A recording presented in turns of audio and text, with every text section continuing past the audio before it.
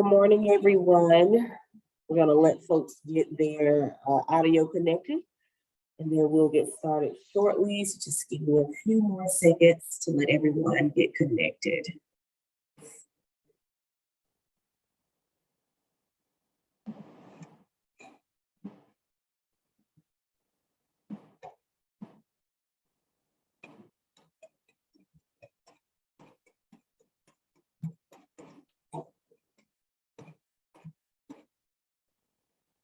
All right, good morning, everyone. I'm Christy Goldwyer. I'm the Director of Program Operations here at the Children's Trust in Alachua County. Thank you so much for joining us for our bidders conference for the Summer Camp and Enrichment Services RFP. This is our first bidders conference. We will have another one February 22nd at 6 p.m. So you can join that one again, or if for whatever reason you miss a certain section of this RFP, the same exact information will be shared on the next RFP, and so you could catch it there as well. You probably notice as you join that this meeting is being recorded, therefore you can find it on our site on the solicitation page by the end of the week. Other Seatac staff that are joining us is Belita James. She's a contract manager, as well as Dion Carruthers, who's a contract manager as well. And at this time, I am going to pass the mic on to Anna DeLernier, who's going to facilitate the bidders conference and the training. Great. Good morning, everybody. Welcome to today's bidders conference and application training. I'm going to share my screen. I just want to make sure everybody can see it. Can you see it? Give me a, some sort of signal. Looks good? Okay, great. So today we're here. So as Chrissy mentioned, today's webinar is going to be recorded, and we'll also have the PowerPoint available to you. You'll have the opportunity to ask questions. And so if I will pause and have you ask questions, any questions we answer today will also be recorded with our answers so that they can be publicly posted on the RFP, because all communication currently for this application is under the code of silence. So today's agenda, we're going to go over the funding opportunity, the timeline, minimum requirements to bid, all of the terms of services, scopes of services, evaluation criteria, review process, and the actual applications I will walk through as well. All of this information is also available in the RFP itself, but today you will basically get a live presentation and an opportunity to ask questions. All of this material is on the Children's Trust website. So if you are unfamiliar with the Children's Trust website, I'm guessing since you are here, you know how to get to the Children's Trust website since you had to register for this webinar. But just as a reminder, it's the Children's Trust of Alachua County.us. And in order to get to the actual RFP materials, you go to Doing Business, Bids and RFPs, and you'll see the Summer Camp and Enrichment Service RFP right here. This is where everything gets posted, including the Q&A, and this is where you would go to ask questions outside of this training. And the actual documents, including the RFP, are here. We have an at-a-glance document also available to you, and the forms that you would submit if you're interested in applying for the services we'll go over are also all on this website. So again, this is where you would go, and I just want to make sure everybody's aware of it. I would bookmark this page, and this is the place you would go. Okay, everybody good and know how to navigate there? I don't see any questions, so the answer is going to be yes. Okay, so what is this? What are we here for today? So here we're talking today about the Summer and Enrichment Services RFP that was released on January 14th. So we are under the code of silence. So when a competitive solicitation goes out from the Children's Trust of Alachua County, that means all communication must be publicly noticed so that there is no one organization or one person gets information that is not available to everybody in the application process. So that means any content questions that are part of this solicitation, including, talking to a staff member or talking to a board member, all of that communication has to be publicly available, and you cannot ask one-on-one questions when it comes to content. All of that has to be done through the public forum. Okay, today we are doing the bidders conference and application training. We will be hosting a second one on February 2nd. That one is going to be hosted in the evening, but it is the exact same content we're going to go over today. In addition to application training and the bidders conference, we also have technical assistance office hours available to you and this is very specific technical assistance that you might need for say you're having an issue like typing on the form, or you don't know how to fill something out technically because of maybe your computer knowledge or access to a computer program. That is what technical assistance office hours are for. You will not have a one-on-one with staff. It's very specific to just technical problems or technical support that you would need. And if you do need that, you would need to make an appointment, sending it to the procurement at the Children's Trust of Alachua County email address. As I mentioned, all questions regarding this RFP must go through a written process. Today during the training, you can ask them, and again, we'll record them and the answers and post those. But after the training, and you'll have until February 9th to ask any of your questions on the Q&A. So, and then final question responses will be posted on the 10th, and the deadline to submit the application will be February 18th at 3 p.m.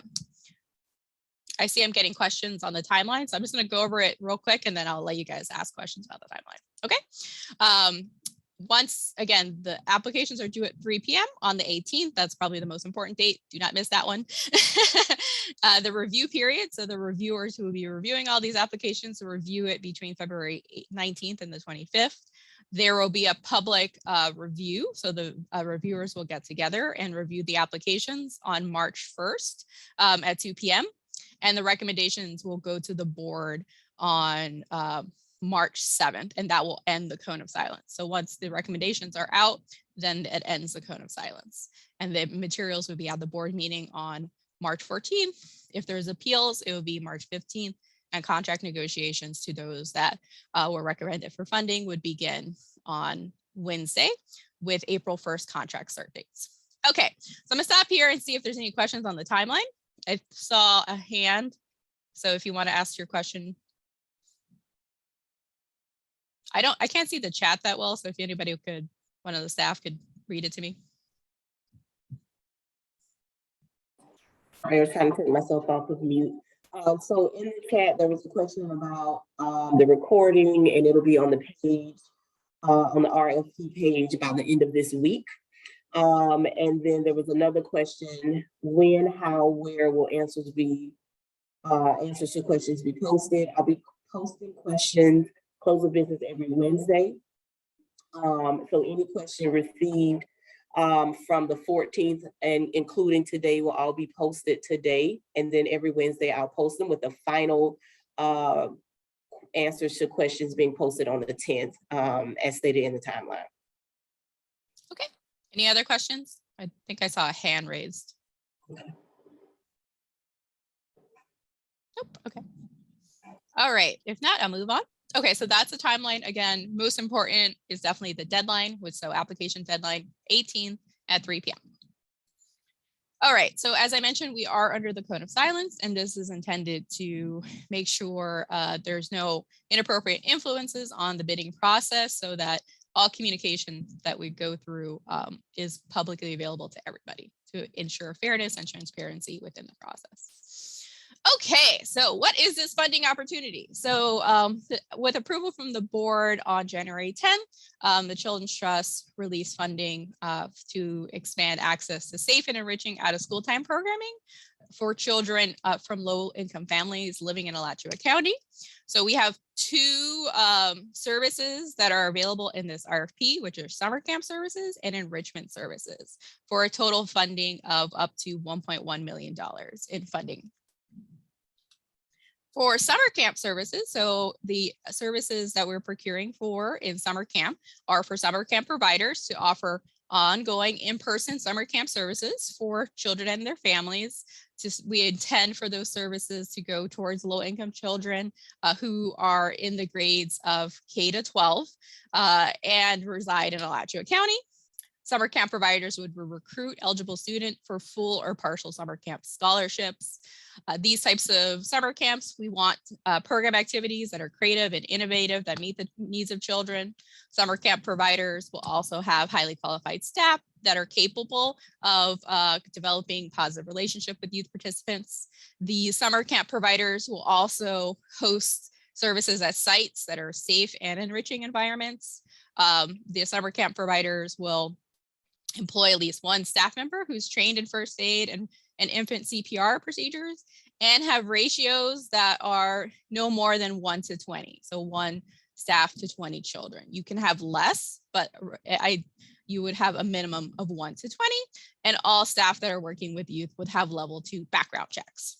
So those are what services are for summer camp.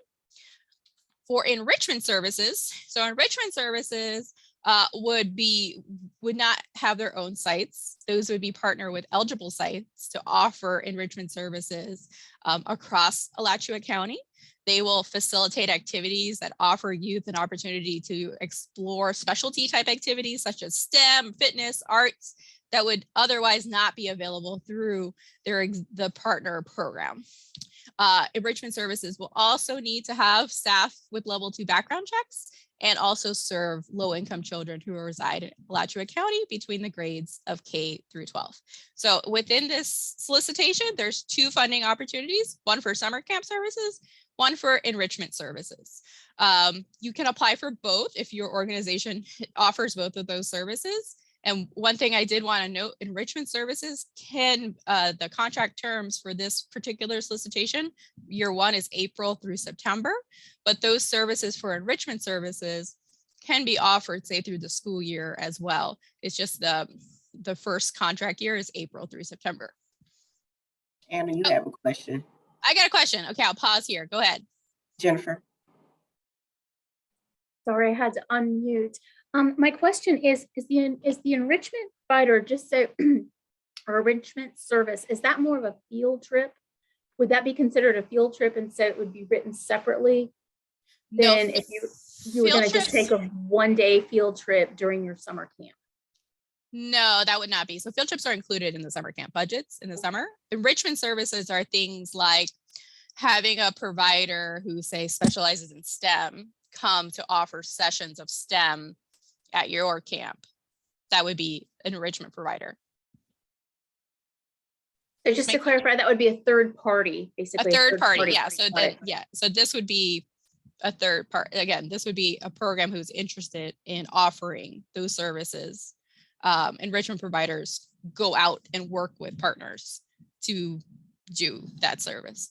If you yourself are doing a summer camp and you're just offering a field trip, that's just part of your program model for summer camp, which is the same as from last year. If you're familiar, field trips were included in that. Is that clear? Okay, I see another question from Janice. Yes. So for summer camps, then do you need to have your own site, like a brick and mortar building? Because our company offers summer camps, but we still go to other sites to do that. Summer providers must host children at a site that they use all the time. Yes, they have to have their own site. Yes, exactly. Okay, thank you. Sure. And we have one question in the chat. Can enrichment services include health services such as dental screening and treatment, which is also we have in the Q&A. And enrichment services are not the dental or are not health screening. The enrichment services are more of the STEM, art, those services that can go into a camp provider, either after school or summer camp, where it does not include health screenings and dental screenings or any type of health treatment. Okay. Great.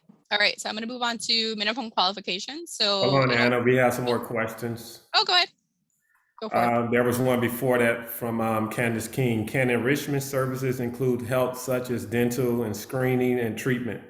Oh, Christy just answered that one. Oh, I'm sorry, I misread. I thought I saw another one there. There is. Is it possible to have a space for those who are planning to apply for enrichment services? Natalie, do you want to take yourself off of mute to clarify that question when you say have a space? Yes, I wanted to ask if, so for example, if you have companies or agencies who are looking to apply for funding and they're looking for partners, just for us to see, have a space where we know who might be applying and who offers some of these services, that we can connect with them and see if we can embed that as part of our summer programming as well. So let me think about that one.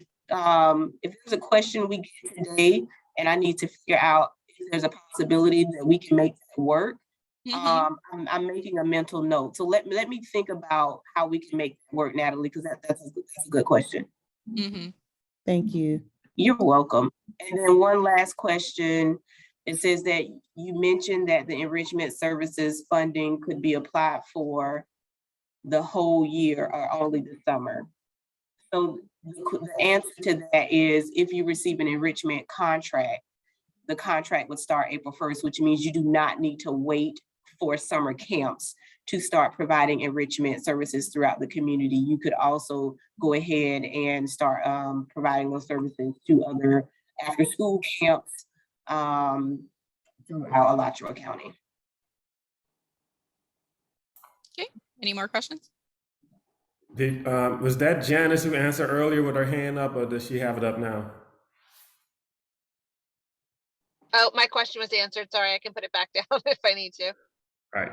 Perfect. Okay, so moving on. So minimum qualification. So in order to apply for this RFP, you need to meet these minimum qualifications, and they're the exact same for summer and enrichment. So all proposed services must take place in Alachua County. Applicant must be qualified to conduct business in the state of Florida. Applicant must not be a charter school approved by any public school system in the state of Florida. Your applicant must have experience working with youth and out of school time and focus on promoting positive youth development. And you must plan on offering in-person youth development services in 2022. Okay, so those are the minimum qualifications. Terms of services. So for summer camp providers, if you are awarded funding, your contract would be April 2022 through September 2022. And these are fee for service contracts. So fee for service for child enrollment and attendance that are offered full and partial scholarships, which I'll go over all of that in detail. And there are contract renewal options for this RFP up to 2 additional contract years. So this RFP includes the options for renewal for up to 2 additional years for a total of 3 years. Okay. Enrichment providers, April through September 2022. Also fee for service contracts for sessions delivered. And also contract renewals for enrichment providers, future contract years would start October 1st because these could be offered as well in the school year and year round. So I just want to make that clear that enrichment providers, contract renewals, future renewals, if you are renewed and given a contract, would start October 1st and go through September, which is the Children's Trust fiscal year. Okay, I'm gonna stop there because there's questions. Jennifer, I saw your hand up. Yes, my question is on the renewal. So if you are awarded funding for this year, will we have to reapply for another RFP be released next spring and we'll have to go through this process again? Or is the renewal process, if we've met everything and our program has done well, we will automatically be renewed? I'm just kind of curious as to how much. Yeah, there will this means that there will not be an additional RFP process, and there at least at this point, and that you would be that each contract would go through a performance review process and get renewed essentially based on the metrics put forth in the contract. Keeping in mind that, this is all based on the service that's provided, the information you're able to provide to us at the end of the year, as it relates to like a program overview or the data collection or surveys, that sort of thing. You're monitoring. We take all of those things into consideration as we are looking at renewing and what that process will be for next summer. Is there another question? Addison had his hand up. Yeah, my question is along the same lines. If the renewal isn't going to go through an RFP process, based on the response from the previous question, is there more objective criteria that we can know on the front end that has metrics and has quantitative, whether it be a scoring rubric or a something, because that the renewal seems to be based on the response subjective to the opinions of I don't know who is making those responses to the surveys, and therefore, so I guess to be able to plan 2 to 3 years out, if that is the intention and the goal of this funding, is to have so that organizations can plan year after year after year. I think it would be good to have, what does a W and what does a win look like, based on surveys, based on data reporting, based on, will that be in this RFP, and will that be on the front end rather than the back end? So to answer your question, all of the in the model contracts that are awarded include performance measures, and that's how renewals would get measured, based on the performance measures, including the recommendations from trust staff. Right, but as far as the surveys are concerned, is there like a mark that we have to meet on the surveys? Is there a quantitative number? Yes, I'll go over those in details, but the performance measures do have goals with data points in them. Thank you. Sure. Any other questions about terms of services? Because again, I'll go over more detailed. Natalie King, would you like to ask your question? Sure, I think it was in line similarly to see if we put in for funding and we're estimating that we'll serve, a set amount of kids this year, we'll go on these field trips, we submit. If that changes for subsequent years and we're offered a contract renewal, does the amount change, or do we have some flexibility in terms of how much we're asking for to be in alignment with the program that we're offering and the number of children that will be served? Again, all of these questions about contract renewals are a little premature because they would be based off of the data from what would be collected in the contract. But at the same time, yeah, all things will be based off of the performance measures that are in the contract, which includes attendance and things like that.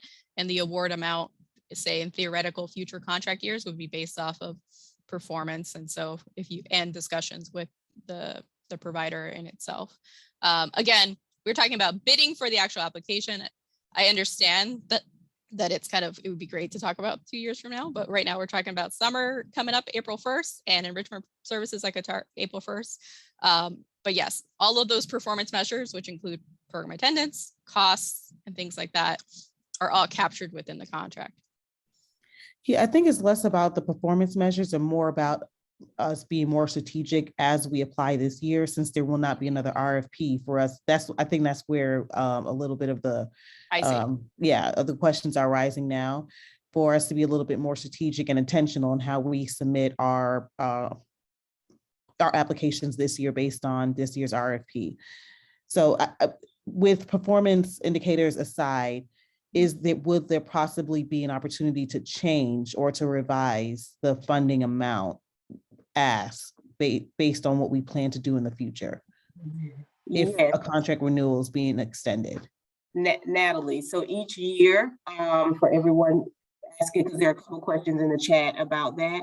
So each year there's always going to be a negotiation process that includes that. Yes, thank you. Perfect. Any other questions before I move on?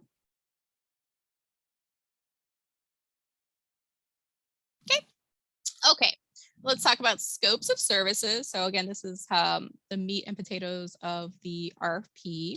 So target population for summer camp will include children from low-income families living in Alachua County, again, who are rising kindergartners. So say going into, in the school year coming up, they would be going into kindergarten through rising 12th graders again. So those are going into their 12th grade, their senior year. For summer camps, we're looking for providers who can offer these children full scholarships or partial scholarships. The criteria for enrolling a child in a full scholarship would be children from families that are at or below the 200% 2021 poverty thresholds, which all of this, the charts are included in the RFP. Have an IEP or 504 plan, family receiving SNAP benefits, a child in foster care, voluntary and formal kinship care, or under in-home case management supervision. So all of the below criteria would meet eligibility for a full scholarship. And then for partial scholarships, those would be children from families between 200 and 400% of the 2021 poverty threshold. Now for that, and again, that was for summer camp providers. For enrichment providers, we are looking for these providers to partner with eligible sites across Alachua County to offer these enrichment services. Eligible sites for enrichment services must meet the following criteria and also sign a site agreement with the awarded provider. The site must be located in Alachua County, and the site must serve a high percentage of children that meet one or more of the eligibility criteria we just included for summer camp, and must serve children in K to 12, and enrichment services must not duplicate anything existing in the offered by that program at that site. So for instance, if you're an enrichment provider that say provides tutoring services, and you're partnering with another agency to go and provide your tutoring services at that site, we would not want you to duplicate something that is already existing and already offered to those students or children, right? So that would be an example. Any questions about target population for either summer or enrichment? And again, all this stuff is in the RFP with tables and all the fun stuff. Don't see any, so I'm gonna keep going. Okay, programming activities. So the programming activities for summer and enrichment services can be very flexible, but the idea is that they will be in one or more of the following categories, as long as they meet the needs of the children enrolled in your services. So academic type programs or activities would be focus on improving school success. Enrichment services are things that broaden knowledge or culture and can be various topics like STEAM, arts, music, environmentalism, exploratory activities, or anything that like focus on inquiry, decision-making, and problem solving, or health, physical health, play, and recreation activities. Things like, you know, yoga, things like that, physical health activities. So things that you would kind of find out on the PE field. So those are the programming activities. Again, they have plenty of opportunity when it comes to designing your programming and what you offer, lots of flexibility, but you would want to offer at least one type of this type of program activity. And just to share with you all, this is the conceptual framework that the Children's Trust of Alachua County is following to build this ecosystem for children so that they're all thriving. Throughout this RFP, you'll see that we're referencing this type of model so that eventually we can work so that all children are thriving. But in this case, direct services are focused on summer access and enrichment services that help support children when it comes to their transformative learning and transformative development. Service locations. Okay, so again, we expect to fund sites throughout Alachua County with a concentration in high poverty areas. We do hope to have sites that are geographically representative of Alachua County, including the rural areas of the county. When you're thinking of your service locations, indoor and outdoor spaces should be able to accommodate all the program activities adequately and safety. Key features of high quality service sites mean, you can do all kinds of various activities. The outdoor environment is suitable for a wide variety of activities, and there's an alternative plan if there's weather issues. Summer camp providers are required to have sites and host and supervise participants at their site. And they will, as part of the application process, you'll have to identify those sites with all of the key information, including address, grades, hours of operation, all of the staffing as well. Enrichment service providers are expected to partner with sites and different organizations that already have existing sites, but they would be offering their services to those providers, but they would have to recruit their own partners and have an agreement with them as well. Any questions about locations? Nope. Okay. All right. Scheduling frequency and duration. So when it comes to scheduling frequency and duration, we have no minimum requirements when it comes to child attendance in your programs. However, we will not have allowed drop-in programs or things where it's not expected to have ongoing attendance. So an example of that might be a health fair, right? Where say children and parents just come to get information for a day. So that would be considered kind of a drop-in type program. So again, you should have a schedule that allows ongoing contact with a child, but that matches the model of your program. For summer camp providers, we are offering performance-based incentives. So these are completely optional. These are not requirements. And these would be in the contracts and awarded at the end of the contract. So if you offer extended hours of operation, so 8 or more hours per day, you'll be awarded $100 per child enrolled. So these would be $100 per your scholarship child for a maximum of $5,000 per provider. If you offer a family engagement activity, you'll also be awarded $500 per site. Extended summer. So if you have, if you offer services throughout the entire length of summer, so say, the first day of summer to the last day before school starts, then you'll be awarded an additional $1,000 per site. And if you have high participation rates in your program, then you will also be awarded, in this instance, for every week a scholarship child attends your program 4 or more days per week, then you'll be awarded an additional $10 per week per child, up to $10,000. Again, these are performance-based incentives. These are not required by any means, but we're trying to incentivize these things that will help support the system building across Alachua County. And these are for summer camp providers only. Any questions about this? Nope. Okay. Staffing. Okay, so when it comes to staffing, we do have staffing requirements as part of the RFP. For both summer camp and enrichment providers, all contractors must identify a program director that will administer the program, and this will serve as a primary contact for Seatac for all matters pertaining to the program and to make sure all the contract details are being supported. Additionally, all staff must have background screenings with level 2 background checks, and this must be maintained in personnel files. That will be include the fingerprint requirements. We also require an affidavit of good moral character to be signed to each of the staff members. Okay, so any questions about staffing? These are required for both. So background checks and having access to one program director to administer the program. There's a question in the chat, but it's about the budget, and I'm just letting them know that it'll be explained during the application. For summer camp providers specifically, we do have minimum ratios. So the ratio must be no greater than 1 to 20. We also require that each summer program have at least one staff member who is on site and available on field trips with a current and valid first aid training and infant CPR training. For summer camps as well, we will require providers to have enrollment forms that collect and maintain child forms that support all of the de-identified data collection as required by Seatac.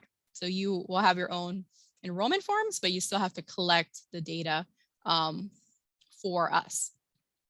Additionally, summer camp providers must also develop and collect a process for collecting consent, especially program consent and image releases as well.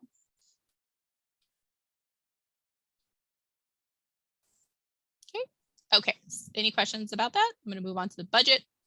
Okay, so for program budgets for summer camp providers, all applicants must complete at the site level a budget and a budget summary that includes the following. So an enrollment or registration fee request. So Seatac will cover a one-time enrollment or registration fee per child that's receiving a full or partial scholarship to your program. We'll also cover scholarships for full. So the costs, the weekly costs that for a eligible child to attend your program. So when you think about your weekly costs for a full scholarship, it should include everything it will cost you to host that child for a week, including the staffing, overhead, meals, et cetera. Anything that you would be offering to a student who isn't getting a scholarship, it should all be covered with that weekly cost for it as well. And the same for partial scholarships. Again, partial scholarships would be for students that have between the 200 or 400% poverty level. And those would be something where, you know, the parents probably pay a portion of the costs to attend the program.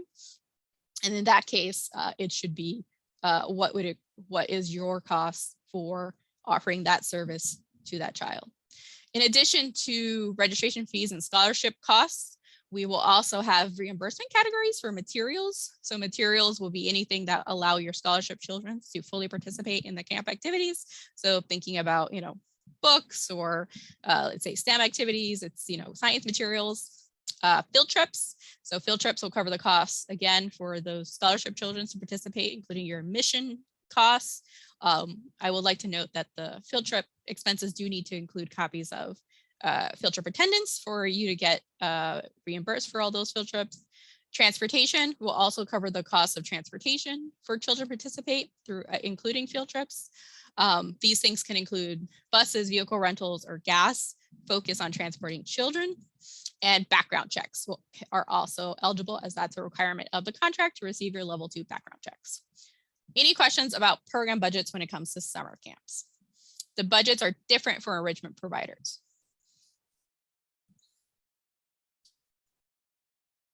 Questions?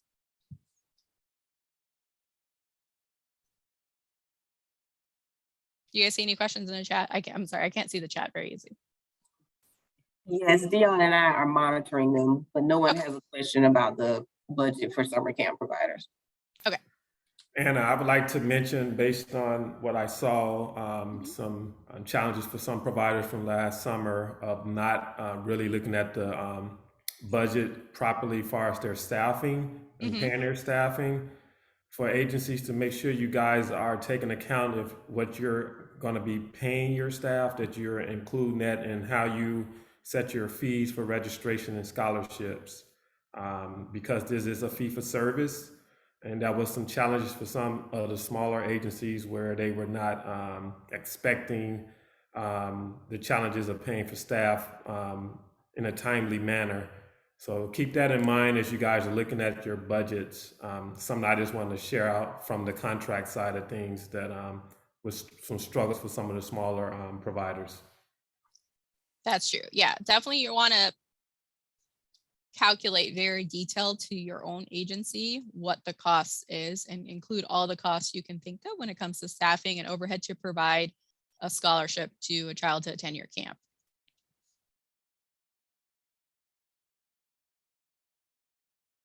Okay, no more questions. Okay, let me go over the program budget for enrichment providers. Excuse me, sorry, one more thing. So for compensation for summer camp providers, so summer camp providers that are awarded contracts will be able to get a 25% advance on the scholarships awarded. So you'll be able to receive in advance. Again, that would help support, you know, say your staffing and things like that for the summer. And this advance you will not be paid. You will not receive future payment until you meet that, say, deficit essentially in your contract. So being trued up with the actual services. So for instance, if you receive a $1,000 advance and then your program enrollment numbers are low and you'd not technically would not be eligible for additional payment, you wouldn't be able to receive the additional payment until you are able to true up that contract amount. So that's something to think about as well in your contracts. Again, these are fee for service contracts. So payment will be based off of actual enrollment and at least 1 day of attendance per week. So the child does have to attend your program at least 1 day in a week for you to receive payment for that child. In addition, your materials, enrollment fees, materials, background checks will be reimbursed on a cost reimbursements basis with all the proper documentation, receipts and invoices of that nature. Any questions about summer camp compensation?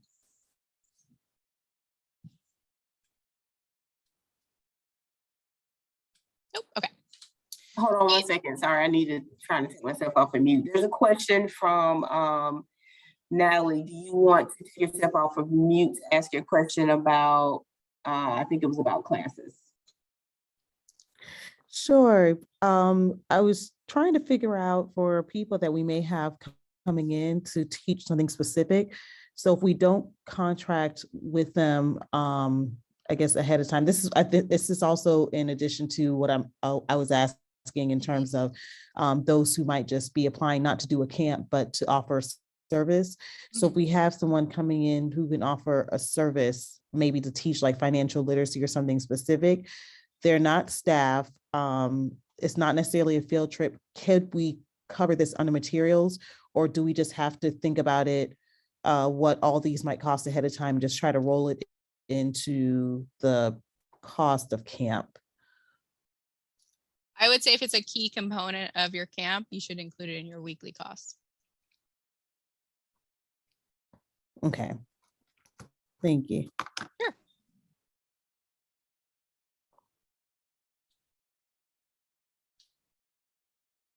Okay, so when it comes to all of the fun information to be collected, so data collected for Seatac and their contractors will be collected for the sole purpose of program evaluation and continuous improvement. Any data analysis that will only be shared in aggregate, and any personally identifiable information will not be reported to the Children's Trust or the public. So we will for summer be collecting demographics, but again, nothing personally identifiable. So we won't be collecting, say, child's name or anything like that, but we will also be collecting parental consent and image releases. We will be collecting attendance at the child level. It might be participant number 1, but we will still want to know that participant number 1 attended on June 3rd, et cetera, et cetera. And we will also be collecting satisfaction surveys.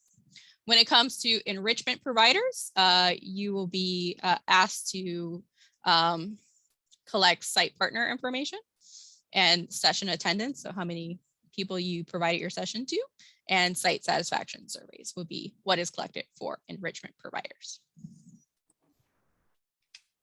I need to stop for a second, Anna, and clarify. I need to go back over the difference between enrichment providers and what should be included in costs, Okay. and what enrichment providers should be funding, because there's a question that says, last year we were allowed to include enrichment programs in our RFPs, but this year we should consider those costs as part of our weekly costs if we bring in an enrichment program.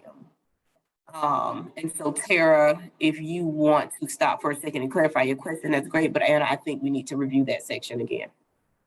Well, I think I just was confused because, like Natalie said, if she were to bring in somebody to teach financial literacy, I know last year at Girls Place, we would bring in like a dance group and they would do an enrichment program with our kids in the gym. And that was part of our RFP, was to include them in our weekly programming as an enrichment program in our summer program.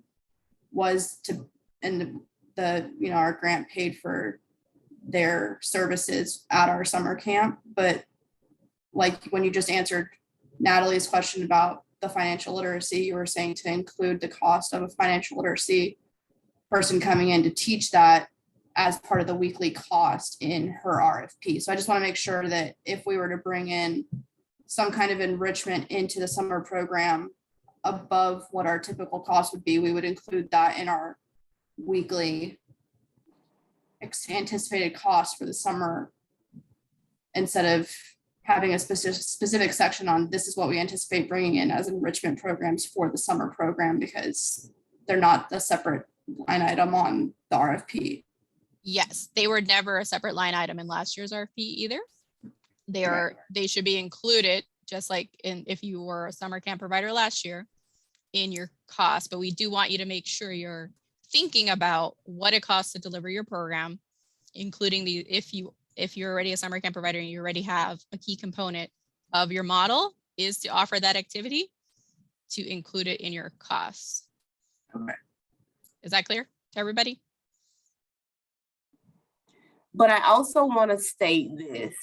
So there are enrichment providers that possibly be applying for that type of service to come into your center. So if there's a company here that's applying for enrichment dollars, we want to be careful. We want to make sure that you guys aren't getting money for certain services and there's a provider that's being paid for that as well. Correct. So we will take, so Sarah, we have written this question down, and we internally will make sure that we are all on the same page and explaining this appropriately, and it'll be posted today by the end of the day.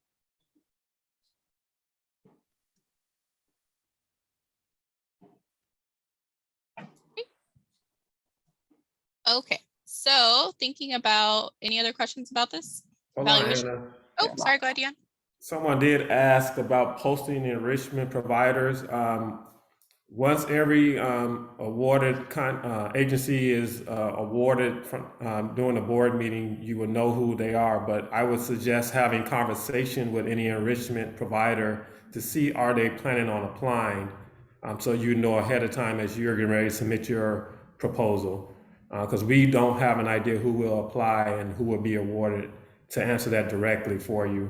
But you should have those conversations if you're inviting an enrichment provider into your programs.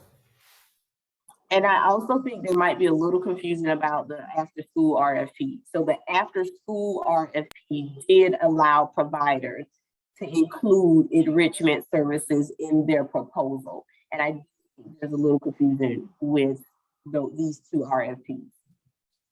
I see. Right. Okay.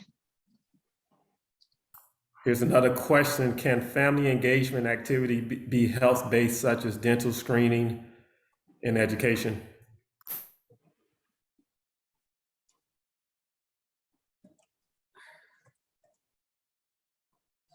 I don't have I would need a lot more context to answer the question, but generally family engagement activities are to help children and families who are attending an out-of-school time program, like a summer camp or an after-school program, to engage in create a positive child interaction. Another question, what does activity monitoring development by Seatac staff mean? Sure, so that would be an observation where you'll receive in the contract, it's stated that the Seatac staff will come and visit the program to monitor and interview, in certain cases, program staff to get a sense of, is everything being done based on the activities that are in the contract and things like that, and reviewing, say, documentation on site, such as your personnel records for background checks and that nature. So that is what that's referring to. And there's a hand up. Carrie, do you want to unmute yourself? Yes, I think I'm still just a little confused on how to know which like enrichment activities to include just in our total cost of the program versus knowing which enrichment providers are going to receive funding that are just able to come to the program without that being included in our initial budget. And then I'm thinking, for example, like we partnered with Alberto and the Florida Museum before. If we have a conversation beforehand and he's applying for funding, so I don't include that in my contract, but then say if he happened to not receive funding, but then that's something Kids Count would still want to pay for him to come, but we didn't include it. Like, how does that work out? Yeah. I would just recommend, if you're a summer camp provider that happens to have enrichment services already, you should include those in your costs, because enrichment providers are not allowed to duplicate services, and they're supposed to have site agreements, etc. So they would not be able to go to your site, for instance, because they would be duplicating services if they received a separate contract for enrichment services. That makes sense? So you should, if you are a summer camp provider, you already have enrichment programs built into your summer model, you should include that in your cost and your application, because that is your program. Even though they're like potentially applying for the same funding. They could, but again, they would be awarded a separate contract with separate performance measures, and they would not be able to duplicate services at your site. That makes sense? So they wouldn't. Okay. Yeah, I think I'm just confused on when to do that and when not to do that. If we don't for example, we don't consistently, like they've come like a few times throughout the school year, and then we, want to provide a summer program. This is only our second year providing a summer program. So we say, okay, we want to have, these science activities come. I guess my question is, how do I know if Alberto should just include Kids Count and we just hope for the best that they get the funding, or I put that in my initial budget, enough funding to cover if they did not get funded, that we would still have the amount to pay for them to come? Again, you should apply for your own summer program and what you are intending to offer for activities to all your, the scholarship children in your program. It's based off of your program and what you're applying for, because that is what we're awarding contracts for. Okay. Because the other enrichment provider would be applying for a separate contract. To provide services for us, though. Not necessarily just you, for all that enrichment services at sites across Alachua County. You get what I'm saying? They're going to be awarded a completely separate contract that may or may not include you, is my point. So if you want to include that as a core program of your summer, you should definitely include that in your costs. Okay. Thank you. Sure.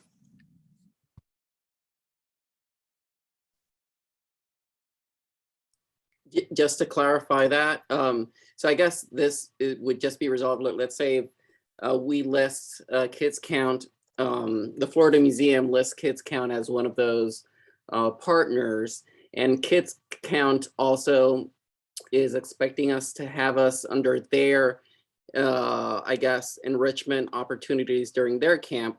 We just have to make sure that the Florida Museum does not get paid twice, right? Just by doing that, that's taken care of. If I receive the contract, let's say, I just receive the funds through the contract, but I will not receive funds through Kids Count, and that's how that's taken care of. Yes, and if you receive an enrichment provider contract, you will have to fill out a site partner agreement. And that agreement will clearly state that you cannot duplicate services and things. Exactly. So we just have to make sure that, so then if the other way around, if we don't receive for some reason the RFP, the funding, but Kids Count does, then we could get paid through Kids Count because we're not getting paid through the enrichment provider RFP. So that's how that would be resolved, basically. Yeah, essentially. Exactly. That's what I'm just saying. The summer camp provider, though, if that's a key component of their summer camp, it's an activity that they know they will be provided and they want to provide their children, then it should definitely be included in your cost, is what my recommendation is to the summer camp provider. So basically then if it's a key component of Kids Count, then in our enrichment provider contract for RFP, we just have to make sure that we do not charge the trust for our services at Kids Count because we're already getting paid through their summer provider RFP. Correct. Yeah, okay, that's simple enough. Mhm. There are a few hands. Some of them may need to be taken down depending on if we've answered the question. So Tara, I think you have a question in the chat and your hand is up if you want to take yourself off of mute.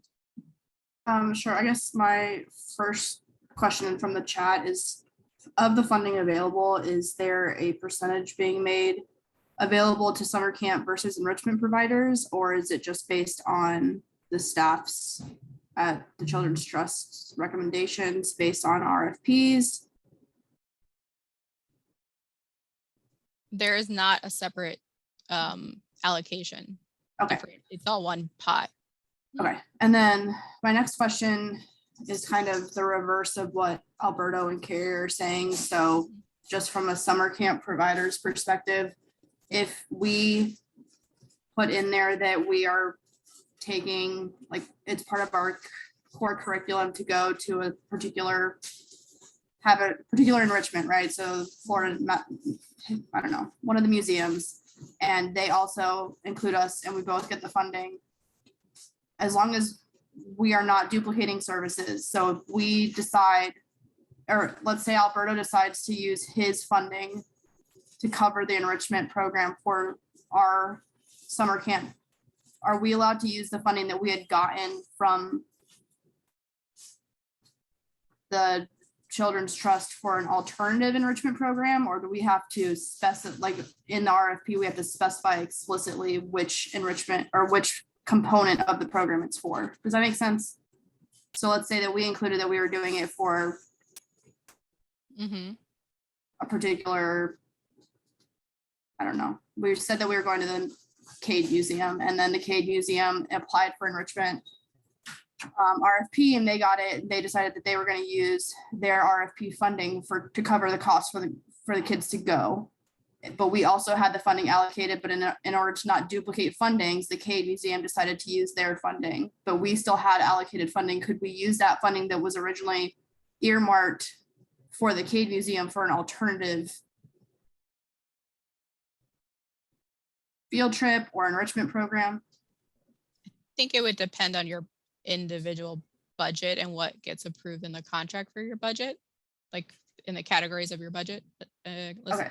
You have, so for instance, if it's embedded in your weekly cost Right. for scholarship children versus say included as a field trip cost, right? Is that your, Christy? Do you want to? Sorry, I was reading through the chat. I almost feel like you're asking the same question that Alberto is asking. As long as you all are able, as long as both are getting paid for the same thing, which the enrichment provider wouldn't be able to request, dollars based on someone we've already received or provided those dollars to. Right, but those dollars that we did have originally earmarked for them, would we be able to use for an alternative, like another enrichment program that the provider was not getting RFP dollars for? So let's say the Cade Museum used their money, but for whatever reason, another organization didn't get RFP dollars for it that we were not originally planning to go to, but because the Cade Museum said, hey, we'll use RFP dollars for your kids to come, then the money that we had set aside to go to the Cade Museum, we can use for an alternative field trip or an alternative. We would be able to work with the contract manager to determine the best way to reallocate those dollars. Okay, so in the best interest, it would be better to just apply for whatever we wanted to, and then if we both get it, to rearrange that with the contract manager. Yeah, that would be my thought. Also, You should apply for what you want to offer in your summer camp. Also, I'd like to point out, once agencies are awarded funding through enrichment and also summer, that will be a part of our negotiation, because those enrichment agencies will have identified who they're going to be providing services to. So that's when we have sort of those conversations ahead of time. to verify where and how they're using those funds for enrichments with those providers, because they will have to provide who their partners are in their application. So that'll kind of be done during the negotiation time of the contract. If that helps answer your question a little bit.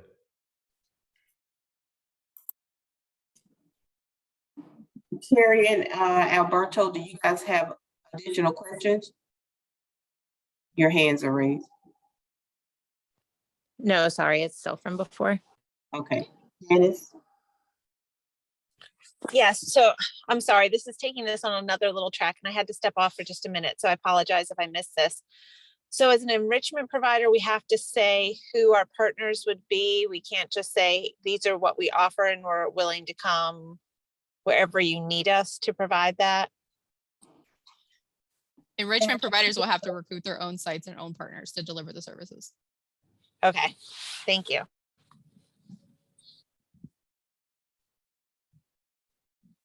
All right, there's one last question. Carol Mosley, do you want to ask your question that's in the chat?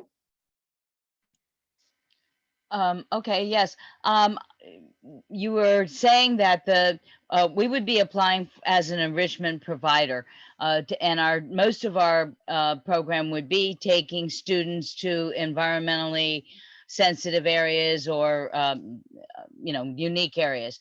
And so, but those are not sites that are typically serving low income students or people. So does that matter? Like if we're taking the students to Paynes Prairie, that's not a site that we would partner with. The children would need to come from programs that do serve those types of children. So it might be a field trip as you're describing, right? But the children we're targeting would meet the program you're working with to bring those children out to Paynes Prairie, for instance, would have to meet the site criteria. But the sites themselves do not have to be sites that service low-income people in any way. Well, where the children will need to be in an out-of-school time program, like a summer camp or after school.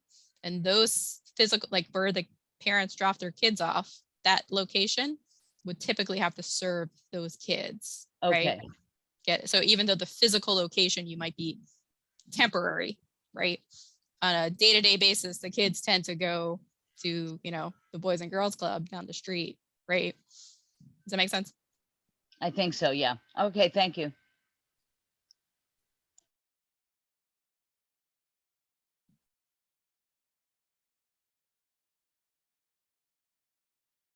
Any more questions? Okay, so I'm going to go over the evaluation criteria. So each application will be evaluated against the following criteria: organizational eligibility. So it clearly meets all the minimum qualifications to bid and completed all the certification responses satisfactory. Organizational capacity, application clearly has outlined experience and ability to provide the services and outlined with the RFP scope of services. Services, the applicant has completed a full application for either summer camp services or enrichment services, and the proposed services are aligned with the RFP scope of services.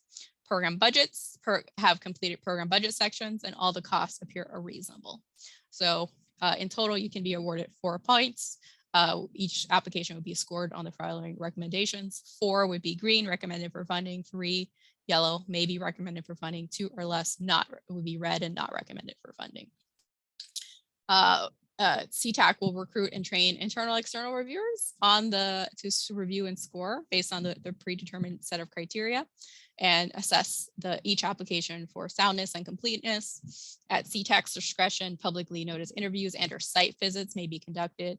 The executive director will develop a recommendation that is reviewed and considered by the Seatac board, and the board approves the recommendation and contracts are awarded to successful applicants.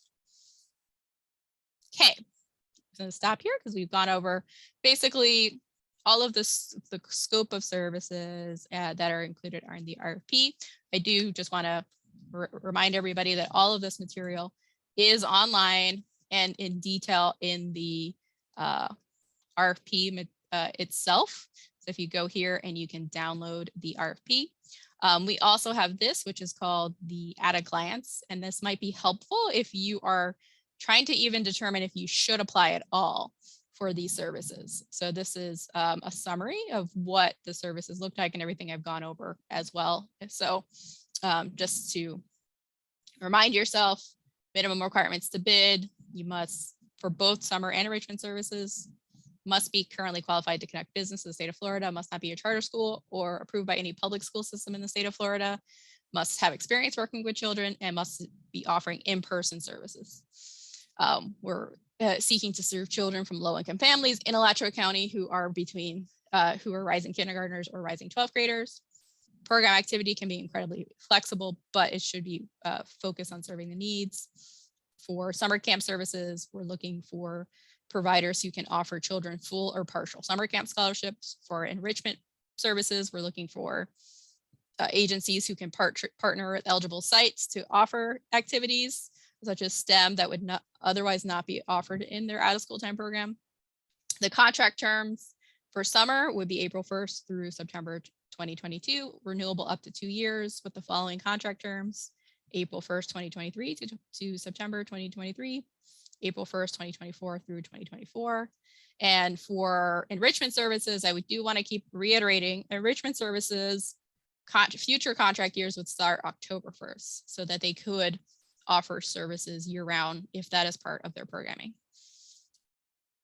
Okay, again, staffing, we do require both providers to have a program director to administer the program, and we do both require level 2 background checks for both programs on all staff. For summer providers, the staffing ratio must be no greater than 1 to 20. And we also require at least 1 member per site is trained in infant and CPR. And the performance measures are also included in here, and these can be reviewed in more detail in the model contracts as well. So if you are awarded a contract, these are the performance measures that we will be looking at in your contract. So for summer, it would be number of children enrolled, program days, percent attendance, the site monitoring, and then all the client benefits, which are the benchmarks. For summer is 80% of children enjoyed camp services, 75% of parents satisfied with the registration process, 85% satisfied with camp activities, 90% felt their kids were safe at camp, 80% satisfied with camp communication, 85% of families enjoyed the overall camp experience. And this has, for those who had summer contracts last year, these are the same performance measures as we used last year. For enrichment providers, will be measuring how many sites you served, how many sessions, average site attendance, and activity monitoring, and then partner satisfaction surveys.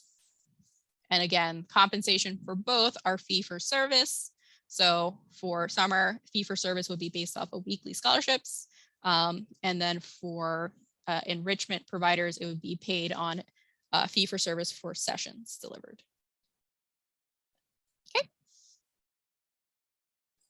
I'm going to stop. Go ahead. Yeah, there's one question. Annalyn, do you want to unmute yourself to ask your question? Sure.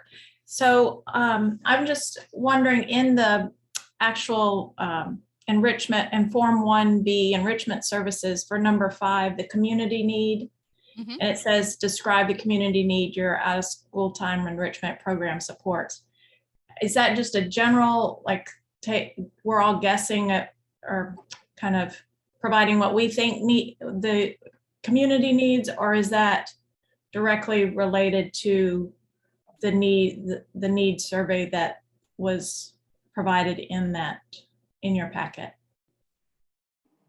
This would be direct to your program. Like, what community need do you feel like your program is supporting? Based on which portion of the contract? I mean, are you addressing, let's see,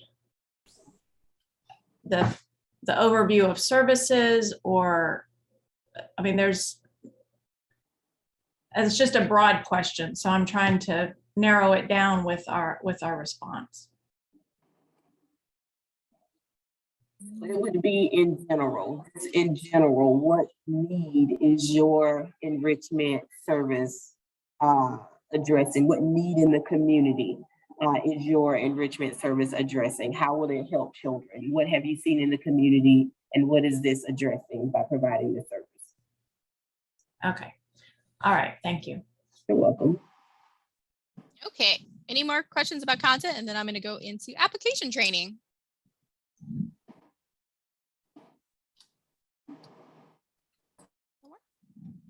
Okay, so for application, I'm going to go over the submission checklist. I'm going to demo some of the application forms that that you were just referencing, and then any Q&A process and the technical assistance offers as well. So we obviously right now are hosting the bidders conference and application training. We will be hosting a second one again on February 2nd, I believe. Again, this is an opportunity for you guys to ask questions and before submitting application. But you do need to make sure you're submitting all of your applications in the correct format and utilizing the forms that are included. So keep that in mind when you are, and also you meet all the minimum requirements to bid. Okay, submission checklist. So in order to apply for this RFP, you need to submit either form 1A or 1B. 1A is for summer services, or 1B is for enrichment services. You also need to submit your logo, electronic logo in a JPEG format, and also your proof of legal status from SunBiz. If you are applying for both enrichment and summer camp services, you will need to apply all together as 2 separate applications, okay? Once you fill out all your applications, you will submit them electronically and via email to procurement@childrenstrust.alachuacounty.us by the deadline.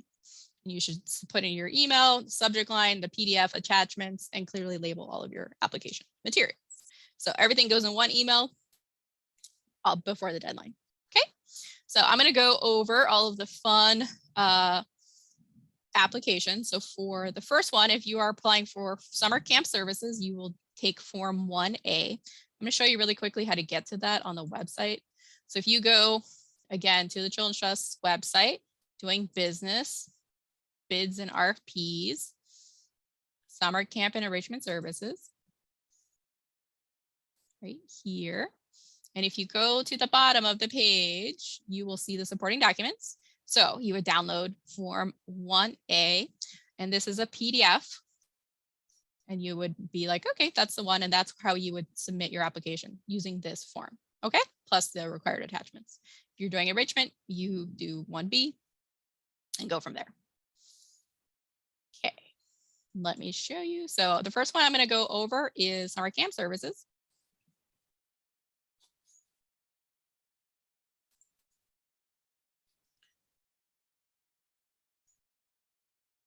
Okay, so this is the application form 1A for summer camp services. It has to, in order to be considered complete, you must complete all of these sections. So section 1 is organizational information, 2 is narrative, the site profile. You must include at least 1 site, site budget summary, and the prospective contractor certification form as well.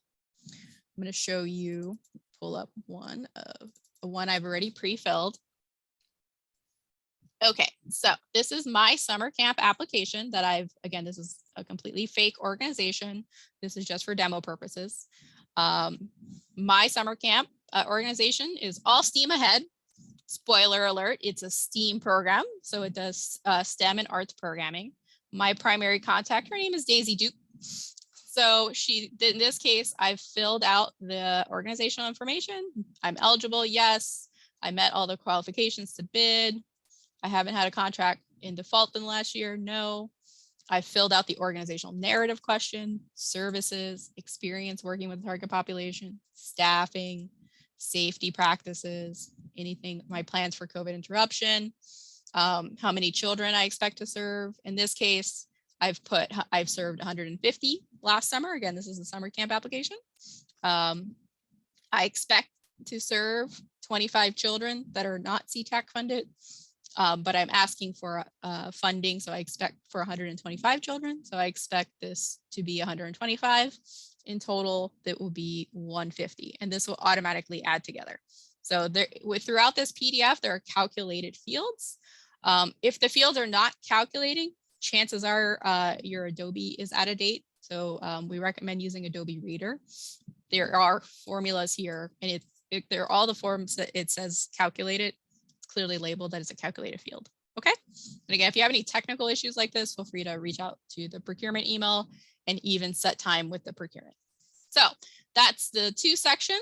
The part I'm going to go over very specifically with you for providers that are summer camp providers is your There's site. a question, Anna, for that section. Oh, sure. Go ahead. What's the question? It says, is that section, excuse me, is that section specifically Seatac summer funded or any Seatac funding? Seatac summer. Is that the question? Yes. Is it Seatac summer funded or any Seatac funding? So it is specifically for the summer would be the answer. Yes. We're talking about your summer program. Yeah, very specific to your summer program. If you receive, say, I don't know, early childhood programming, then that would not be included. This is just to your summer camp.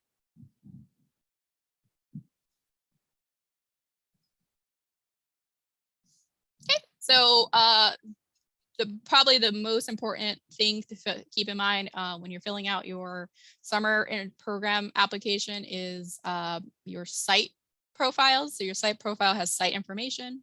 We want to know your site name, the address, the site contact information, and also if you have a separate site enrollment phone number and website, this will go on the Children's Trust website if you're funded. So if that is separate from the contact, please include that here. Your social media links as well, what grades you're serving, your site dates and hours of service. So when will your site start operating for summer and when will it stop operating for summer? How many weeks of programming you're going to offer? Excuse me. And then your hours of operation. And we have a field here for any additional things. So this is just when you're going to be open, right? The site dates and hours of operation. The second question we have here is about the children attending your program. How many hours a day, days per week, and how many weeks? In this case, my program is expected to be open for 9 weeks, and I expect the kids to attend for 9 weeks. You might have a different model where you might have different sessions, right? So you might be like the kids attend 2 weeks, things like that. Anna, Jennifer McClure has a question. Hi, Anna, how are you? Hello. The part where we put the site phone number, I did that last year, and then that went on the website as our actual phone number. So we rent from a school. So should we put our phone number as the site phone number, or do you actually need the school's phone number? Because no one will answer it. It'll just ring and ring and ring. We have a separate section called site enrollment phone number. So if you want it, that's going to go on the website. Okay, so where it says site name, phone, and email, that is of the school that we're renting from, correct? It's your program contact, right? Oh, that's okay. That's our, okay. That's where I was confused. I'm sorry. Okay, so that's just us. I got it. Okay. Thank you so much. But just to be, I think this problem happened last year, and that's why we have two separate ones where sometimes the program contact is different than the enrollment phone number that the parents would call, right? So that's why we have two separate ones. Okay, thank you so much. I appreciate it. Sure. Yeah, we want this to be how people would enroll in your program. Candace King has a question. Candace?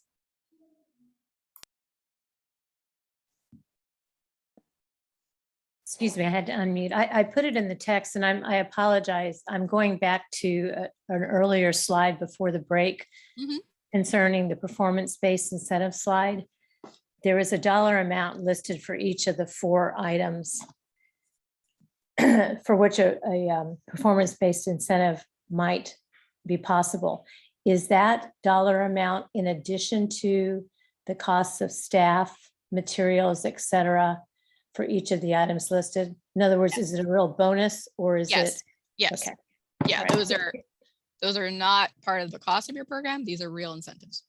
Okay, thank you very much. An award at the end of the contract. Okay, thank you. Sure. Okay, so again, site description, you would fill out your executive summary.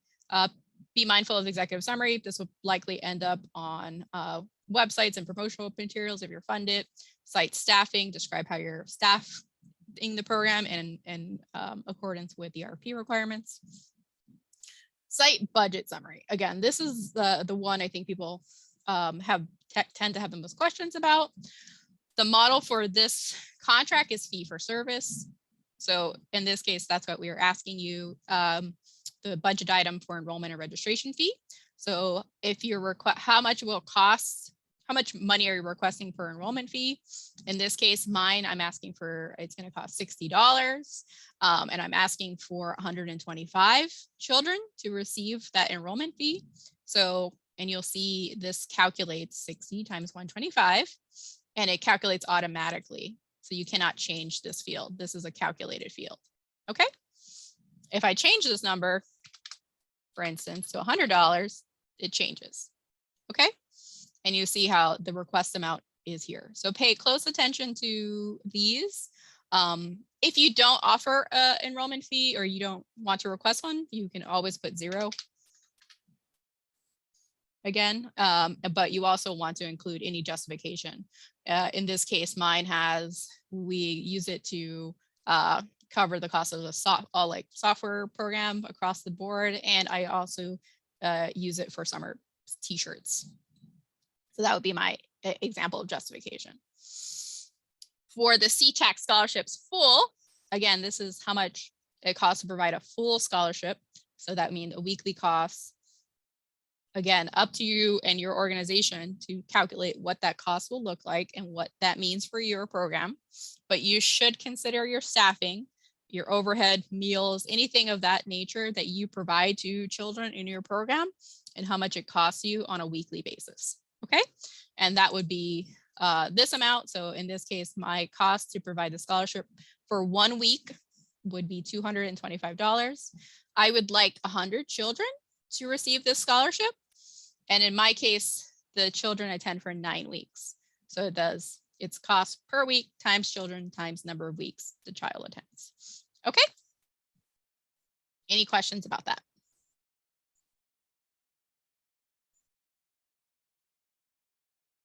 No questions. All right. Partial scholarships. If you are going to be providing partial scholarships, again, what would that cost be? How many children you expect to do it and how many weeks they expect to attend and justify that amount. For materials, this would be where you would put, these are specific things you want to get reimbursed that aren't included in your typical cost. So maybe it's, we have, in this case, I estimated that we have a $40 budget to provide books and materials per child that are enrolled in the program. If there's specific field trip costs, you would include, but you would want to make these as detailed as possible regarding your field trips, transportation costs, and then background screenings as well. And these would be cost reimbursement based. So these would be awarded to you based on receipts and documentation of your actual costs. Okay. Questions about the budget?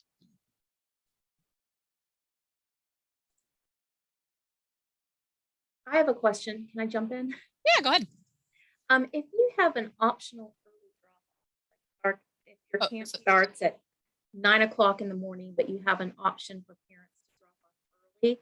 You're cutting in and out, Jennifer. Okay. Sorry, say it again. Can you hear me now? I think so. Can you go, Zach? If you have an option for early drop off and it's optional, how would you incorporate that into the budget? Are you saying early drop off? She said if there's an option for their program to offer early drop off, how would they include that in their budget? I would say you should include how much you should calculate that in your staffing time because that's part of your staff costs.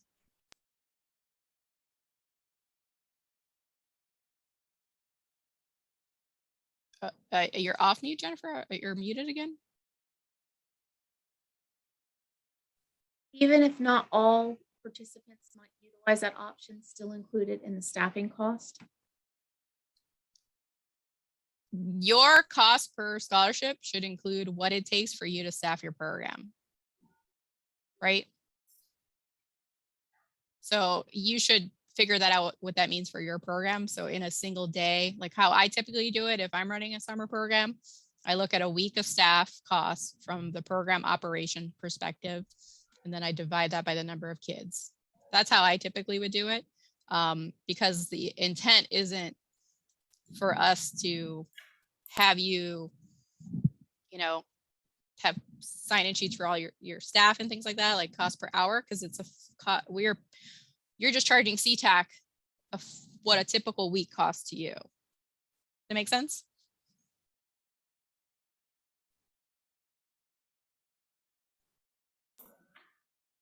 Okay, she's giving you a thumbs up. Okay. Also, yes. Jennifer, you need to be cautious on your early drop off that you're only budgeting for those kids being funded with Seatac funds, not your overall all participants. So be careful of that as well, because we do come out to review as contract managers information of enrollment students, making sure they're fitting the criteria. Okay, so here's my question then. How would you document that? Well, if we're just doing it divided by number of kids, it would be by the number of Seatac eligible scholarship students. Correct? Yeah, that's what I would recommend. Does that sound right, Dion? Yes. Mm-hmm. So just for an example, say you offer early drop off, right? So you have an additional staff member that is there from 7 a.m. to 9 a.m., right? And that staff member's cost is whatever cost that might be for you, right? And you serve additional students beyond Seatac. So we'll just say 20% of their time is dedicated to Seatac. And that's how I would do it, and then figure it out from there. Your internal calculations on how you do this is up to you, but that's just one way I would think about it.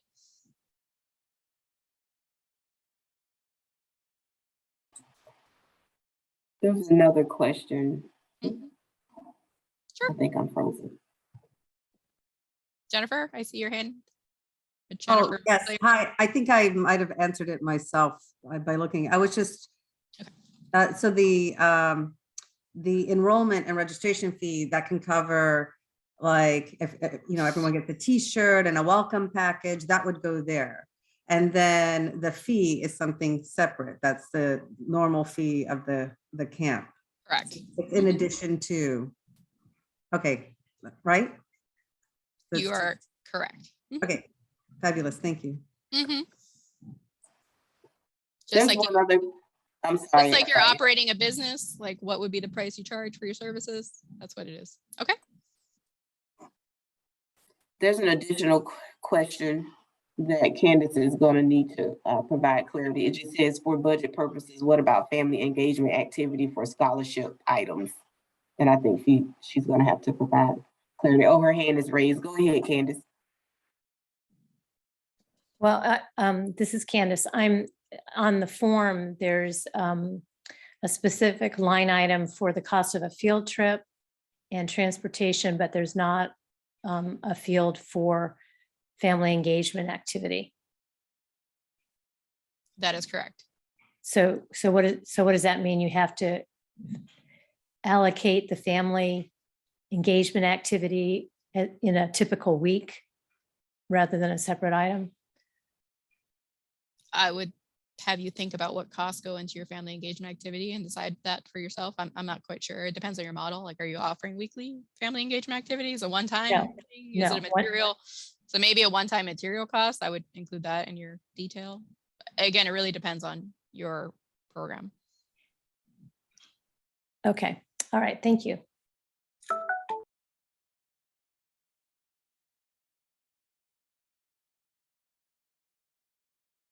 Sure. Any other questions about budgets? Okay. If you have more than one site, you will have to fill this out for every single site, and you will also fill out every site budget. I do want to have you note that anything you fill out on here does populate on the summary. So let's see, site 2, just as an example. Let's say I was going to fill out site 2.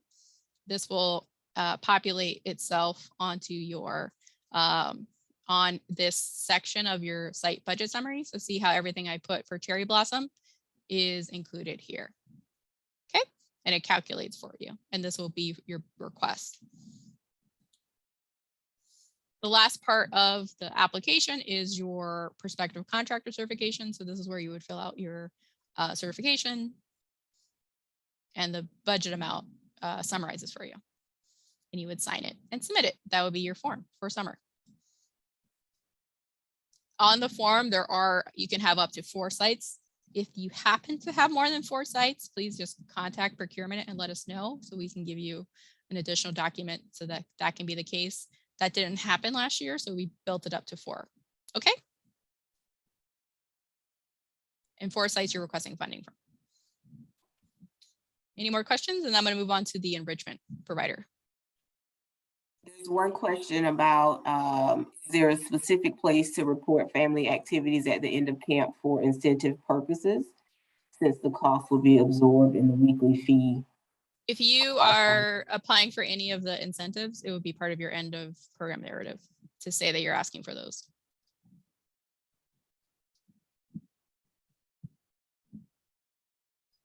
Okay.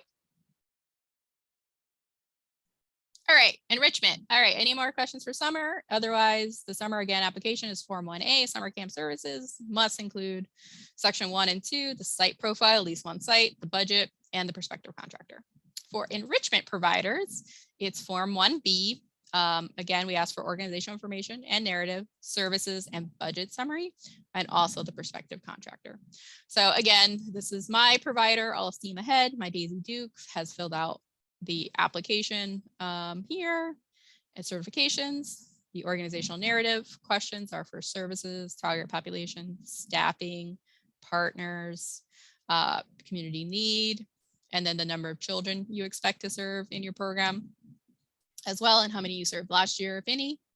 Service section asks for the grades, your executive summary, the enrichment programming, what type of programming you're requesting funding for, including the types of activities, your curriculum, the benefits you expect to children and partners. We also asked for you to describe the frequency and duration at a typical site. So this is intended for us to describe your norm, your typical engagement if you're an enrichment provider, what typically happens for your type of services. You can see how I filled mine out here. And we have like some probing questions as well. We expect there to be a lot of variety when it comes to the enrichment provider. So that's why we're asking you to describe it to us so it's clear. So we have a sense of what you typically do for your type of programming. Recruitment plan, again, enrichment providers are expected to recruit their own sites. And again, this is a fee-for-service contract. So you would have to describe how you're going to recruit eligible sites to deliver these enrichment services. And then on the budget section, again, fee-for-service. So we are asking you to provide us what it's going to cost you to provide one session. And one session for you could be very different from another provider. So that should be very clear to us, especially in the narrative, what you're going to offer in a typical session. Okay. And how much that costs and how many total sessions you're requesting for funding. Again, the first year, the sessions would be through April through September 2022. So all the sessions would be done through that time. And how many total, and it calculates for you. And you also have the option to request background check funding from us because that is a requirement of the contract. Question, Candace, I see your hand raised again. Is that existing? Yeah, yes, it's a new question. So how many unique children were served in last summer's programs? I'm sorry. In order to kind of get a guesstimate about how many people, how many children you think you will serve for this year, how many unique children were served last year in the summer programs? 100, 500, 1,000? Oh, you're asking me how many were served by Seatac funding? Yes, yes. Oh, it was around 1,000. 1,000. 1,125. Mm-hmm. I'm sorry, I didn't hear that, Christy. 1,125. Okay, thank you.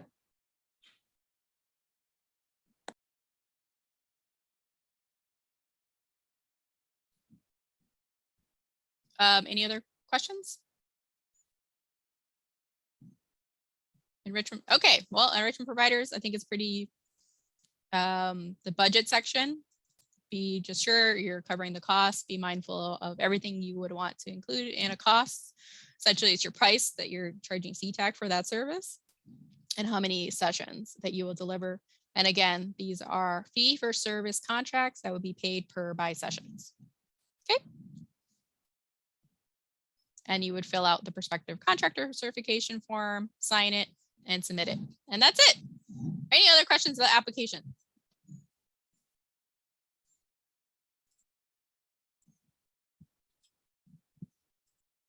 Nope. Okay.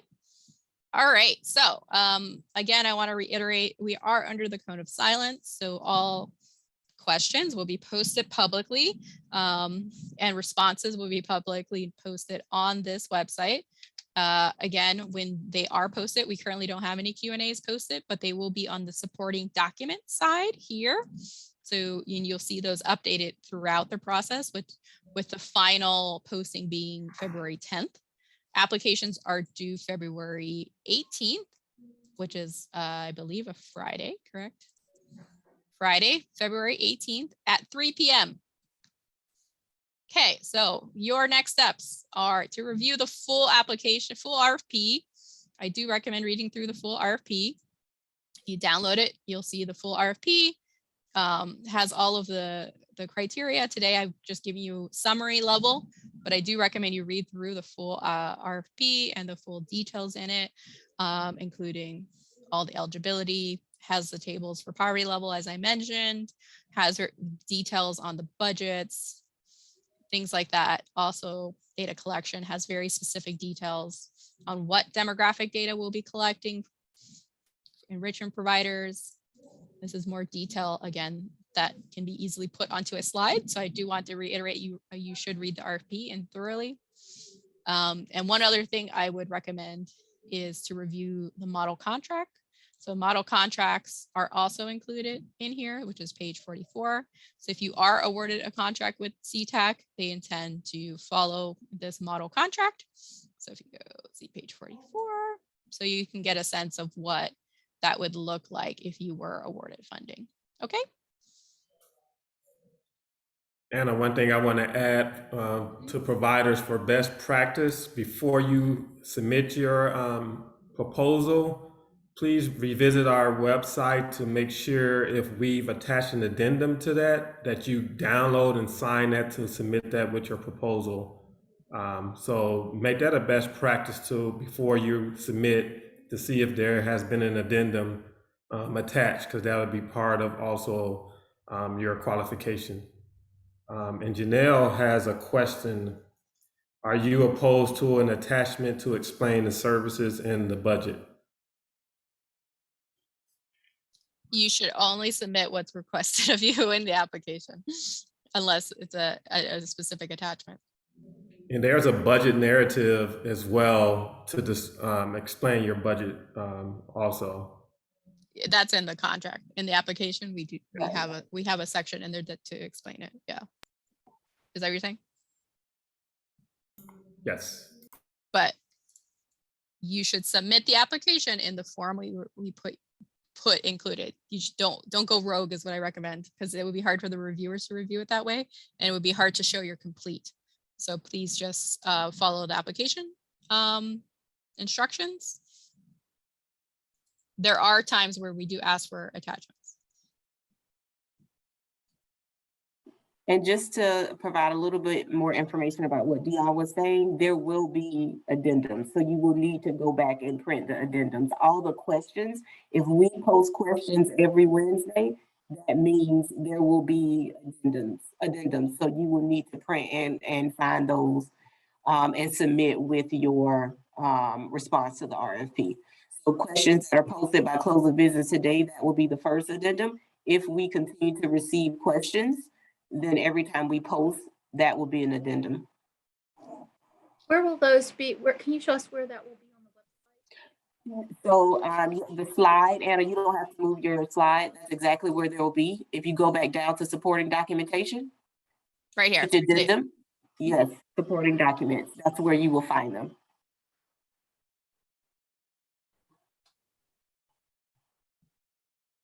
Jennifer, do you have a question? Yes, is there, will you be able to post the PowerPoint that you used for this documentation today or tomorrow? By the end of the week.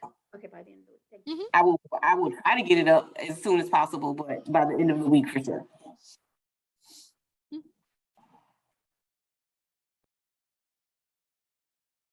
Any other questions?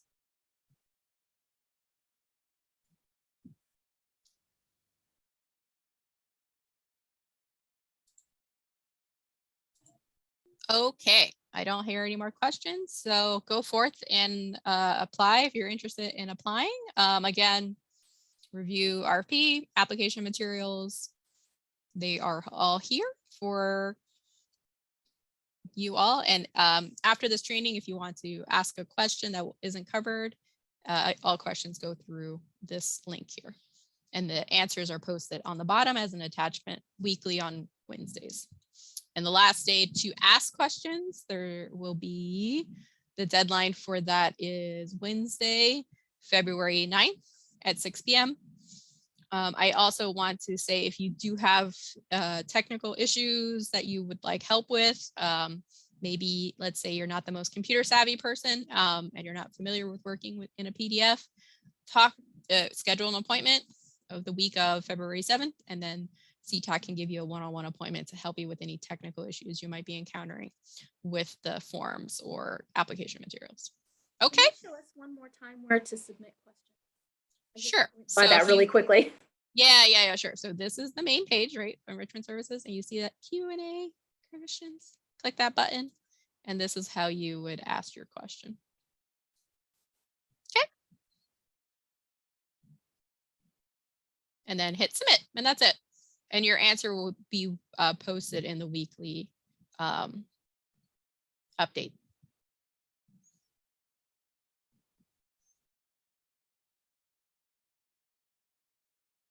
Any other questions?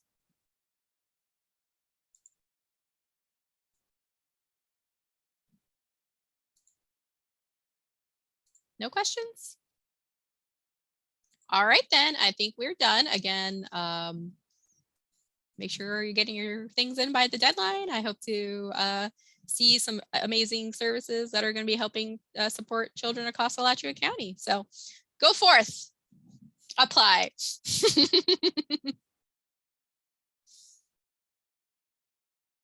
Thank you so much.